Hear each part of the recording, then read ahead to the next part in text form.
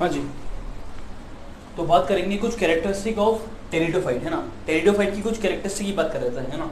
तो इसी को आगे बढ़ाते हैं ना, उसी को बात करते हैं। तो टेरिडोफाइट की कुछ कैरेक्टरिस्टिक है ना। तो pteridophyte also known as amphibian of plant kingdom, है ना। तो टेरिडोफाइट को प्लांट किंगडम का एम्फीबियन भी बोला जाता है। क्यों बोला जाता है? क्योंकि एम्फीबियन कौन होते थे? फ्रॉग वगैरह एम्फीबियन होते थे ना। और फ्रॉग क्या होता था? वो पानी में भी रहता था और जमीन पे भी रहता था, है ना। लेकिन ये तो बात सही है ना, एनिमल्स के लिए तो आप ये बात कह दोगे कि पानी में भी रहते हैं और जमीन पे भी रहते हैं ना। अच्छा, एनिमल वो फ्रॉग पानी में क्यों जाता था मालूम है आपको? तो पानी में जाता था फॉर रिप्रोडक्शन। पानी की उसको भी जरूरत क्यों थी? फॉर रिप्रोडक्शन, ताकि उसका रिप्रोडक्शन हो सके, इसलिए पानी की उसको जरूरत थी। वैसे ही सेम टेरिडोफाइट को भी एम्फीबियन बोल सकते हैं। क्यों बोल सकते हैं? क्योंकि ये भी क्या होता है, ये भी, इसको भी क्या है, पानी की जरूरत होती है फॉर फर्टिलाइजेशन, है ना। इसका फर्टिलाइजेशन यानी कि सेक्सुअल रिप्रोडक्शन, यानी कि गैमीट का फ्यूजन नहीं हो पाएगा अगर पानी नहीं होगा तो, है ना। क्योंकि इसका जो मेल सेक्स गैमीट है वो तैरते हो जाता है पानी में, है ना। अगर पानी नहीं होगा, जमीन होगा, तो क्या होगा? तैर ही नहीं पाएगा बेचारा, है ना। बेचारा वहीं तड़प तड़प के मर जाएगा, है ना। तो गैमीट के फ्यूजन के लिए क्या चाहिए? पानी चाहिए, है ना। तो वैसे ही यहाँ पर भी क्या हो सकते हो, है ना। वैसे एक्चुअली ब्रायोफाइट को बोला जाता है क्या?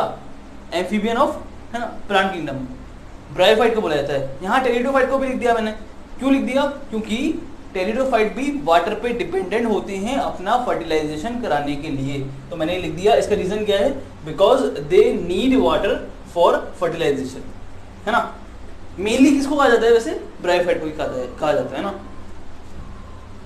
अच्छा, अगली बात करते हैं।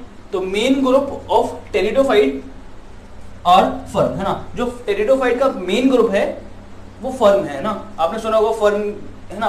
फर्न एक प्लांट नहीं है, फर्न एक्चुअली प्लांट भी है, और फर्न एक ग्रुप है ना, जिसमें जो टेरिडोफाइट का है ना, फर्न, है ना। अच्छा, तो fern are first to grow after forest fire. मतलब अगर फॉरेस्ट फायर हो जाए, है ना, यानी कि पूरे जंगल में आग लग जाए, तो पहला प्लांट जो ग्रो करेगा, है ना, फॉरेस्ट फायर के बाद पहला प्लांट जो ग्रो करेगा वो फर्न होगा। Fern are first to grow after forest fire. जंगल में आग लग जाने के बाद पहला प्लांट फर्न ग्रो करेगा। क्यों भाई? क्यों क्यों क्यों? क्योंकि इसकी जो स्टेम होती है ना, वो जमीन के अंदर होती है ना, खाली फर्न ही नहीं। क्योंकि हम टेरिडोफाइट पढ़ लें, इसलिए हम फर्न की बात कर रहे हैं। फर्न ग्रो करेगा तो पहला फर्न ग्रो करेगा। लेकिन जितने भी इस प्लांट ऐसे होंगे जिनका स्टेम अंडरग्राउंड होगा, वो सारे ही क्या करेंगे? वो सारे ही सबसे पहले ग्रो करेंगे फॉरेस्ट फायर के बाद, है ना। जंगल में आग लग जाने के बाद पहले कौन से प्लांट ग्रो करेंगे? जिनका स्टेम जमीन के अंदर होगा। क्योंकि केला फूटेगा ना, केला कहाँ से फूटता है? केला फूटता है स्टेम से, है ना। एक्सिलरी बर्ड जो निकलती है, जो शूट बनाएगी, एक्सिलरी बर्ड शूट बनाएगी, वो स्टेम से निकलती है भैया, है ना। तो जहां पर स्टेम रह जाएगा वो पहले ग्रो कर जाएगा ना। तो फर्न पहले सबसे पहले ग्रो करते हैं आफ्टर फॉरेस्ट फायर। जंगल में आग लग जाने के बाद पहला प्लांट जो ग्रो करेगा वो फर्न होगा। Fern have underground stem known as rhizome, है ना। फर्न के पास क्या होता है? अंडरग्राउंड स्टेम होता है। इसको बोलते हैं क्या बोलते हैं उसको? ये राइजोइड नहीं है, राइजोम है। राइजोइड हमने पिछले पढ़ा था ब्रायोफाइट में। ब्रायोफाइट में हमने राइजोम पढ़ा था, जो लिवर बोट्स में मिल रहा था यूनिसेलुलर, और मॉसेस में मिल रहा था मल्टी सेलुलर। हमने डिफरेंस देखा था। तो लिवर बोट्स में यूनिसेलुलर राइजोइड था और मॉसेस में मल्टी सेलुलर राइजोइड था। लेकिन यहाँ पर राइजोइड नहीं है, राइजोम है। ये स्टेम है। राइजोम क्या है? राइजोम स्टेम है। कहाँ मिलता है? जमीन के अंदर। ऐसा स्टेम जो जमीन के अंदर मिलता है फर्न में, उसको बोलते हैं राइजोम, है ना। आगे बात करते हैं। आगे क्या है? Fern have circinate leaf. ऐसे मैं पिछले लेक्चर में इसकी बात कर चुके हैं ना। सिर्सिनेट लीफ का मतलब क्या होता है? ऐसी लीफ जो इस तरह से कुछ, है ना। जब यंग स्टेज होगी तो लीफ इस तरह से फोल्ड होगी, है ना। और जब वो, जैसे नॉर्मली लीफ निकलती है तो वो इस तरह से फोल्ड होती है ना। और वो बाहर निकल के इस तरह से खुल जाती है ना। नॉर्मली लीफ ऐसे करके बंद होती है, बाहर निकल के ऐसे खुल जाती है ना। लेकिन ये जो फर्न होता है या फिर टेरिडोफाइट होती है, इनकी लीफ इस तरह से फोल्ड होती है, इस तरह से। जब निकलेगी वो नई लीफ निकलेगी तो वो इस तरह से फोल्ड होगी और वो इस तरह से खुलती जाएगी, है ना, इस तरह से कॉइलिंग होगी और इस तरह से खुलती जाएगी, है ना। तो जब यंग स्टेज पे होगी तो वो कॉइल होगी, है ना। सिरसिनेट लीफ बोलते हैं इस तरह की लीफ को। इस तरह की लीफ को क्या बोलते हैं? इस तरह की लीफ को बोलते हैं सिरसिनेट लीफ, है ना। लीफ और पिनियट। अच्छा, ये सिरसिनेट लीफ तो है, ये तो इसका यंग स्टेज पे कॉइल होती है, इसके बारे में बोल दिया हमने सिरसिनेट लीफ, है ना। लीव्स कैसी होंगी? लीव्स होंगी pinnate compound leaf. Compound leaf क्या होता है? कंपाउंड लीफ वो होता है, अच्छा एक तो ऐसे लीफ बनाते हैं ना, लीफ नॉर्मली हम कैसे बनाते हैं? लीफ नॉर्मली हम ऐसे बना देते हैं, कोई भी लीफ बनाओगे तो ऐसे ही तो बनाओगे, है ना। ये है नॉर्मल लीफ, है ना, इसको बोलते हैं सिंपल लीफ। सिंपल लीफ, है ना, सिंपल लीफ, बढ़िया, है ना। अगर इसमें ही क्या हो जाए, यहाँ पर कट लग जाए, पार्टीशन हो जाए इस तरह से, है ना, इस तरह का पार्टीशन हो जाए तो कैसे दिखेगा ये?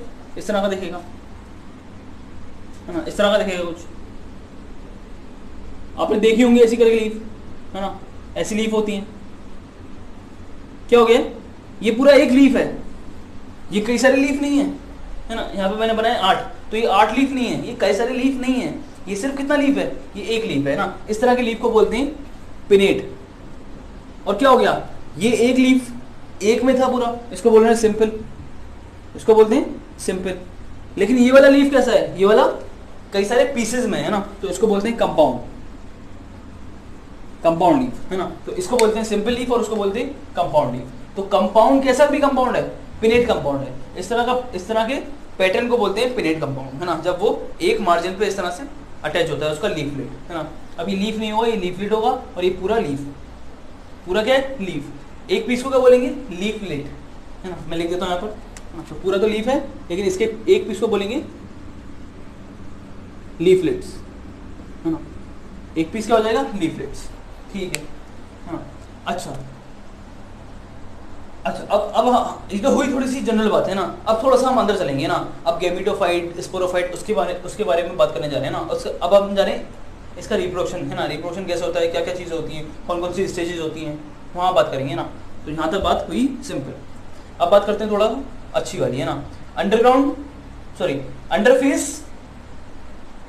अंडरफेस ऑफ लीफ।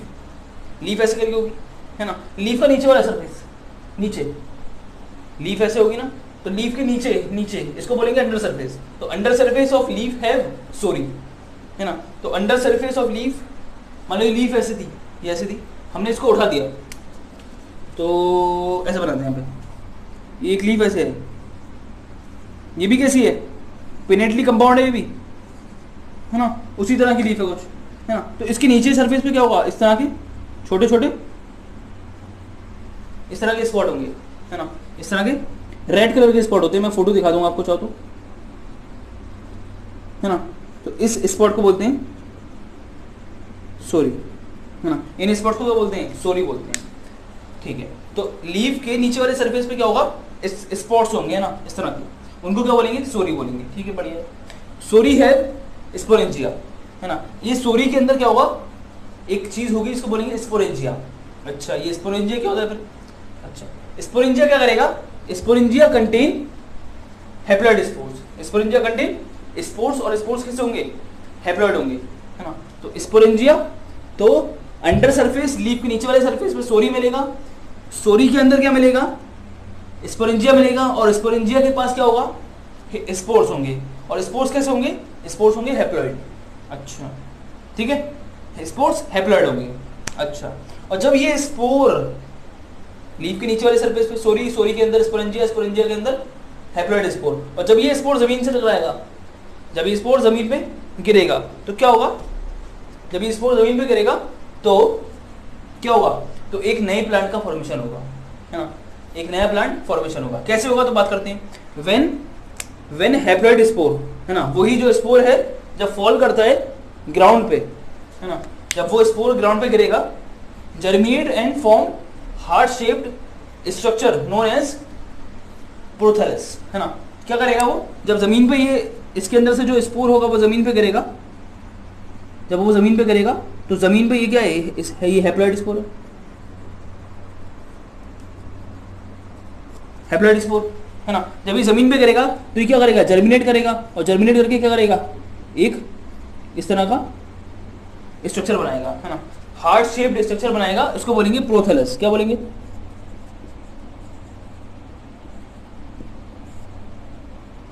इसको बोलेंगे प्रोथैलस, है ना। एक हार्ट शेप्ड स्ट्रक्चर बनाएगा, इसको बोलेंगे प्रोथैलस, है ना। Heart shaped structure known as है ना, बहुत इंपॉर्टेंट है प्रोथैलस। क्या बोलेंगे, प्रोथैलस। अच्छा, प्रोथैलस किसने बनाया, स्पोर ने। स्पोर कैसा था, हैप्लॉइड। तो प्रोथैलस कैसा होगा, जब स्पोर गिरा, स्पोर कैसा था, हैप्लॉइड। तो स्पोर जब गिरा और उसने क्या बनाया, उसने बनाया प्रोथैलस। तो प्रोथैलस कैसा होगा, ये भी तो हैप्लॉइड होगा, है ना। प्रोथैलस भी कैसा होगा, प्रोथैलस भी हैप्लॉइड ही होगा, है ना। तो प्रोथैलस इज गैमेटोफाइट लिख दिया यहाँ पे मैंने, मतलब गैमेटोफाइट और हैप्लॉइड एक ही बात है ना। तो प्रोथैलस इज गैमेटोफाइट, ठीक है।